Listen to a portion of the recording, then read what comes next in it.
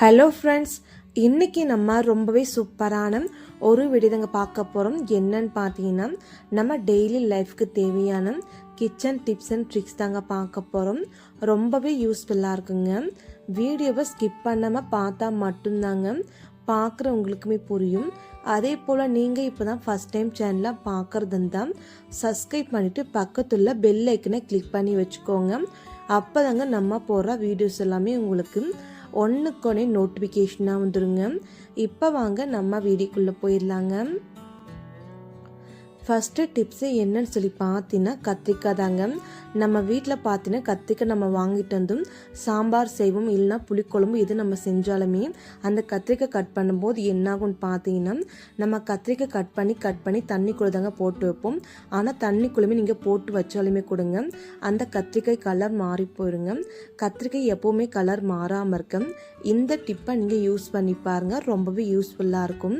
நான் பார்த்தீங்கன்னா கத்திரிக்காய் சைடில் வச்சுட்டேன். ஒரு கப் எடுத்துக்கோங்க. நம்ம கத்திரிக்காய் கட் பண்ணி தண்ணிக்குள்ளே போடுவோம் இல்லையா, அந்தளவுக்கு தண்ணி ஊற்றிக்கோங்க. அதுக்கப்புறம் பார்த்தீங்கன்னா ஒரு கொஞ்சம் போல் உப்பு சேர்த்துட்டு ஒரு கொஞ்சம் போல் மஞ்சள் தூள் சேர்த்துக்கோங்க. இதெல்லாம் நீங்கள் நல்லா கலக்கி விட்ட பின்னாடி கத்திரிக்காய் நீங்கள் உங்களுக்கு எந்த சைஸில் வேணுமோ அந்த மாதிரி நீங்கள் கட் பண்ணி எடுத்துக்கோங்க. பாருங்கள், நான் கட் பண்ணி எடுத்து வச்சுருக்கேன். இந்த பிளேட்டுக்குள்ளே பார்க்கும்போது உங்களுக்கு தெரியுதா இந்த கத்திரிக்காய் எந்த அளவுக்கு கலர் மாறி இருக்குன்னுட்டு.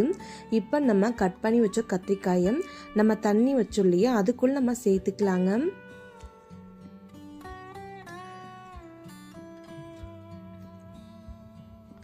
பாருங்கள், நான் தண்ணிக்குள்ளே போட்டேன்.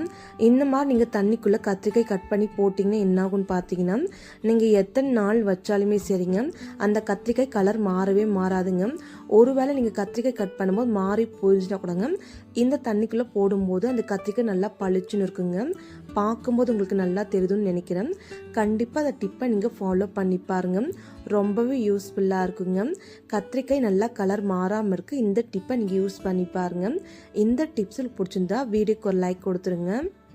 ஒரு சின்ன பாக்ஸ் நீங்கள் எடுத்து வச்சுக்கோங்க.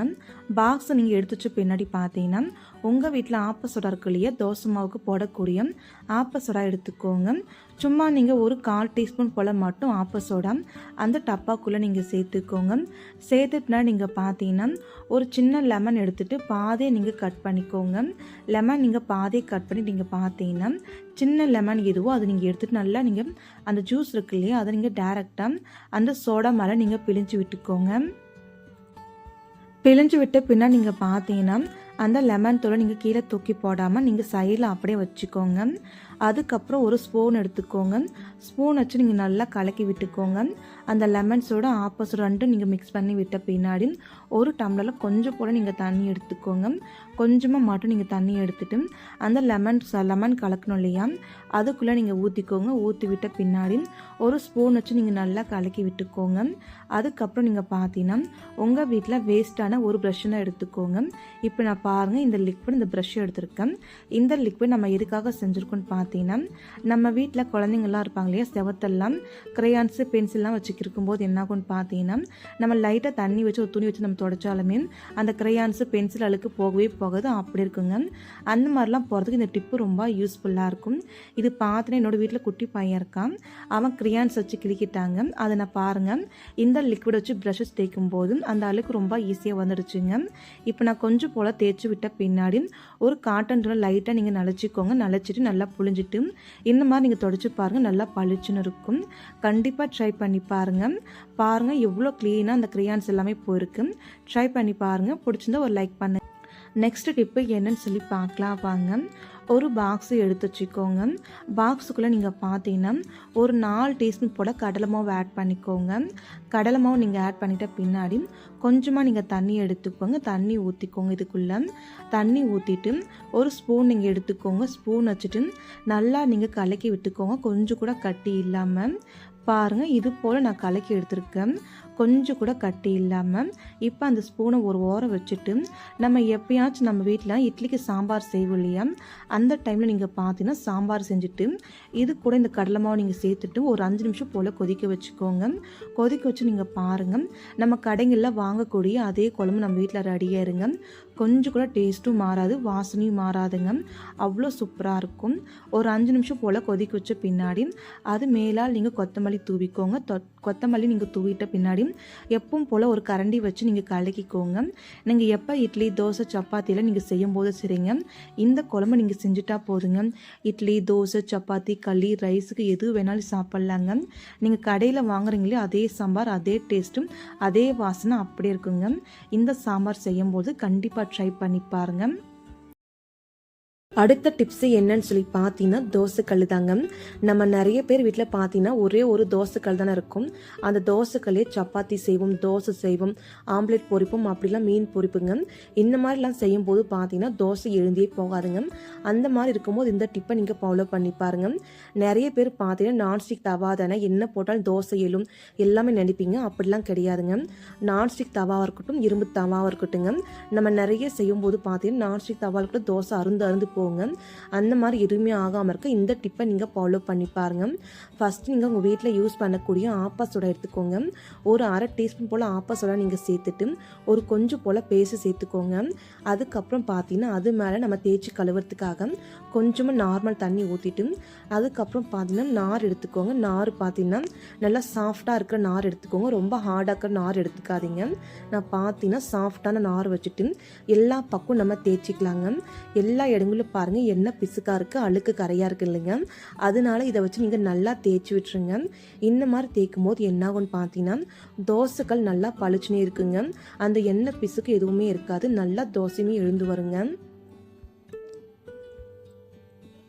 பாருங்கள், இப்போ நம்ம தோசை தவா ஃபுல்லாகவே க்ளீன் பண்ணிட்ட பின்னாடி தண்ணி ஊற்றிட்டு க்ளீன் பண்ணி காமிக்கிறேன். நீங்களே பாருங்கள். ஃபஸ்ட்டு பார்த்த தோசை தவாவுக்கும் இப்போ பார்க்குற தோசை தவாவுக்கும் உங்களுக்குமே நல்லா வித்தியாசம் தெரியுங்க. இப்போ நம்ம தண்ணி ஊற்றிட்டு நல்லா வாஷ் பண்ணிட்டு வந்துடலாங்க. பாருங்கள், நல்லா வாஷ் பண்ணிட்டு வந்துட்டேன். கீழே இருக்கிற தரையும் நல்லா வாஷ் பண்ணி விட்டுட்டுங்க. இப்போ இந்த தோசைக்கல் பாருங்கள் லைட்டாக அங்கங்கே இன்னும் கொஞ்சம் கூட அடிப்பிடிச்ச மாதிரி இருக்கு இல்லைங்களா.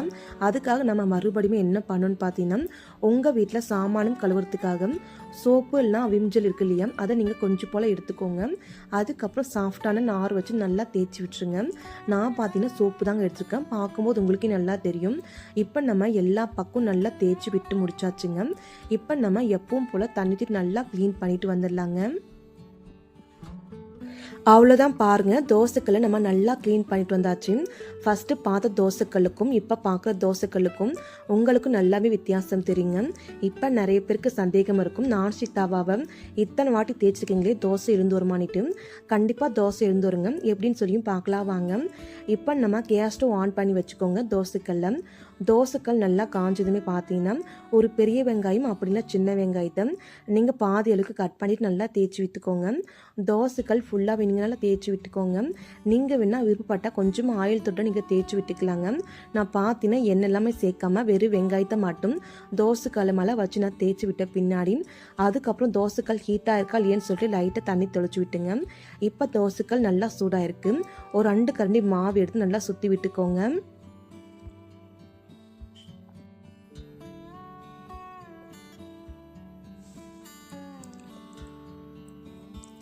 அவ்வளோதாங்க, நம்ம தோசையும் நல்லா சுற்றி விட்ட பின்னாடி தோசை நல்லா வெந்துருட்டுங்க. இது மேலே நம்ம எண்ணெய் ஊற்றிக்கலாங்க. ஓரங்களில் எண்ணெய் ஊற்றிக்கலாம். அப்படின்னா நீங்கள் சென்டர் பகுதியும் எண்ணெய் ஊற்றிக்கலாங்க. நான் பார்த்தீங்கன்னா சென்டர் ஓரங்கள் எல்லா பக்கம் எண்ணெய் ஊற்றிட்டு தோசை நல்லா வெந்து வந்துச்சு. நீங்களே பாருங்கள். இப்போ நம்ம தோசை கை வச்சு நல்லா திருப்பி போட்டுக்கலாங்க. பார்க்கும்போது உங்களுக்கே நல்லா தெரியுங்க எந்த அளவுக்கு வந்திருக்குன்னு சொல்லிட்டு. கொஞ்சம் கூட அருந்தே போகாதுங்க. நம்ம எப்போவுமே முதல் தோசை ஊற்றினா அருந்து போகும் இல்லைங்களா, அப்படின்னா கூட அருந்தே போகாதுங்க. பார்க்கும்போது உங்களுக்கே நல்லா தெரியுங்க. இப்போ தோசை நல்லா வெந்து வந்துருச்சு.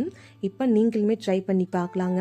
உங்கள் வீட்டில் எப்போல்லாம் தோசை எழுந்து போகாமல் இருக்கும் அந்த டைமில் இந்த டிப்பை நீங்கள் யூஸ் பண்ணி பாருங்கள். ரொம்ப ரொம்ப சூப்பர் ரிசல்ட் கிடைக்குங்க. இந்த டிப்ஸ் உங்களுக்கு பிடிச்சிருந்தா வீடியோக்கு ஒரு லைக் கொடுங்க.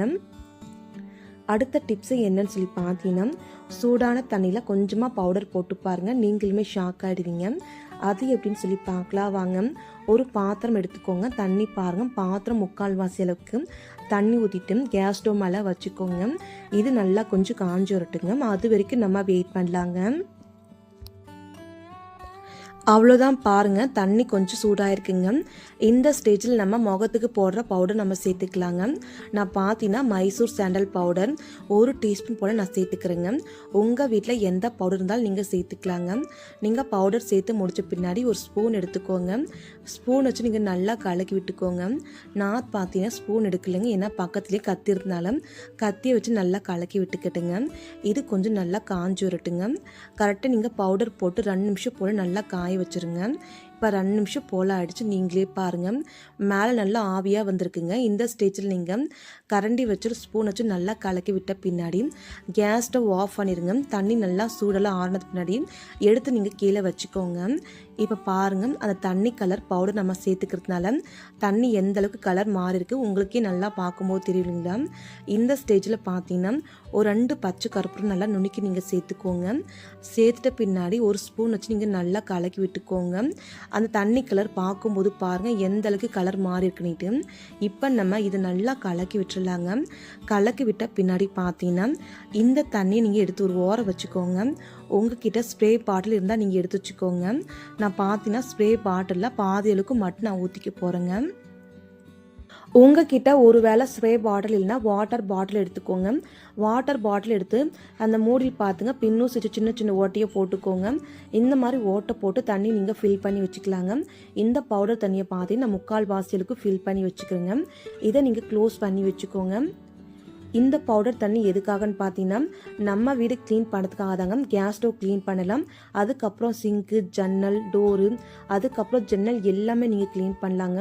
நீங்கள் எந்த செலவும் பண்ண தேவையில்லைங்க. இந்த தண்ணிக்குள் நம்ம பவுடர் அதுக்கப்புறம் கற்பூரம் நம்ம சேர்த்துக்கிறதுனால நல்ல ஒரு வாசனையாகவும் இருக்குங்க. இந்த பவுடர் தண்ணியை பாருங்கள் இந்த சிங்க்குக்குள் நம்ம ஊற்றிக்கலாங்க. இந்த சிங்கை பார்க்கும்போது உங்களுக்கே தெரியும் எந்த அளவுக்கு சோப்பு கரை படிஞ்சிருக்கு, அழுக்கு கரை, பசுப்பு கரை எல்லாமே இருக்குங்க. இந்த சிங்கை நம்ம க்ளீன் பண்ணிக்கலாங்க. இந்த சிங்கை சுற்றி நல்லா தண்ணி ஊற்றிட்ட பின்னாடி கையோடு நீங்கள் ஸ்க்ரப் போட்டு சோப்பு வச்சு நீங்கள் நல்லா பக்கம் நல்லா தொடச்சி விட்டுக்கோங்க. தொடச்சி விட்ட பின்னாடி எப்பவும் போல நீங்கள் க்ளீன் பண்ணி விட்டுக்கோங்க.